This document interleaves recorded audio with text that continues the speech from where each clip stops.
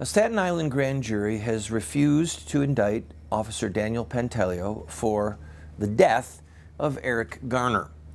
You see in this video the scuffle that led to Mr. Garner, God rest his soul, his demise.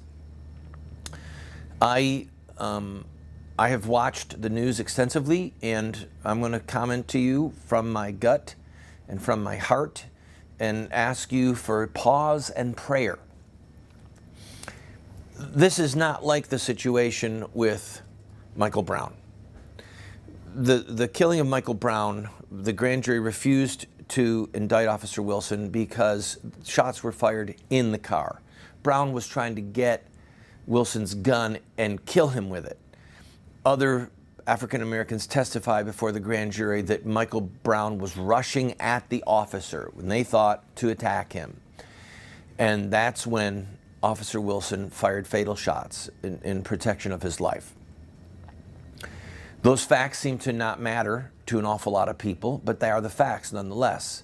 And as I said in a prior show, Mr. Obama's reaction to the grand jury was despicable because, in my opinion, he fueled the fires of racial animus as well as the violence that occurred in Ferguson. But concerning Mr. Eric Garner, here he was, a 43-year-old man who was allegedly selling cigarettes, onesies, as they're called in the street.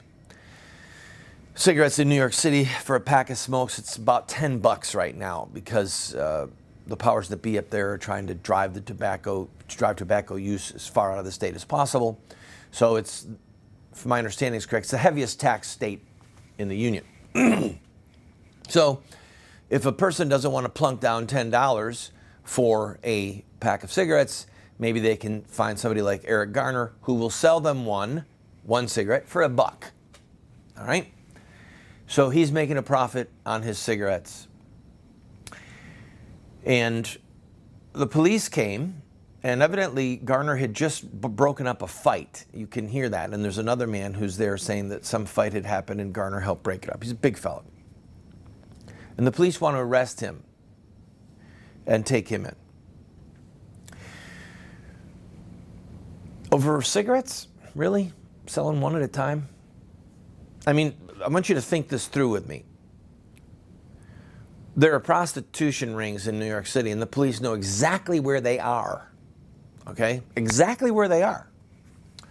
And they let them flourish. You're going to choke out a prostitute? You're going to put a prostitute in a chokehold and kill her if she doesn't come to the car? Or are you just going to not arrest her? They know where drug deals are taking place. Day after day after day after day. Drug deals. Marijuana purchases, joints being sold, day after day. They know exactly where they are. They know who's doing it. And generally speaking, they don't arrest him. So they're going to arrest this man for selling onesies, cigarettes? In my opinion, because I've been arrested a number of times by the police, spent a lot of time in jail for peaceful protest against the murder of babies by abortion. In my opinion, it's just my opinion, can't prove it, there was some kind of payback there. There was something else at play. And what was it? I don't know. There are many New York City police that are still on the take. There's a lot of bribery that goes on in New York. It's a police culture that goes back well over 100 years, where policemen did not make enough money, and so they were involved in taking bribes from criminals. And that culture has continued to this day. They've tried very hard to eradicate it from the New York City system. I was in New York City once, watched a cop go in to a bar, little diner thing there, and opened up his coffee lid, and they poured a couple of shots of whiskey into his cup. He put the lid back on and got back in his cruiser. Now, he wasn't driving that night. There was two cops. He was the one that was in the passenger side. But clearly, he shouldn't have done that. And clearly, there was some known relationship between him and the bartender. Why would the bartender just pour that drink in there for him? So, this poor soul is dead. 6 children. His widow is livid.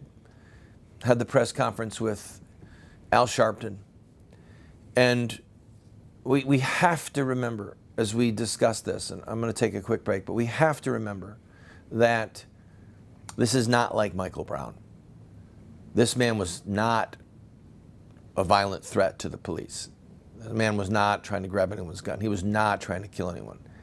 And the officer used what is now an illegal chokehold and killed him in broad daylight.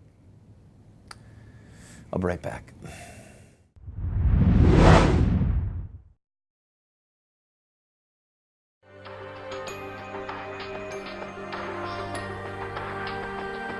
You have two choices. I mean, you can try to raise your children by design, or you will raise them by default. There are no perfect parents. We're going to get it wrong sometimes. If we have a plan, we've got a better chance of getting it right in the long run. There is something deep within the heart of every human being that longs for parental acceptance and approval. When does a boy become a man? Get a group of guys around and ask them that question. I don't think there's a certain age. Some men stay boys their whole life. I would say, 16, 18 years old. Wow, that's a good question. When they get bar mitzvah. Well, I think when he has a child.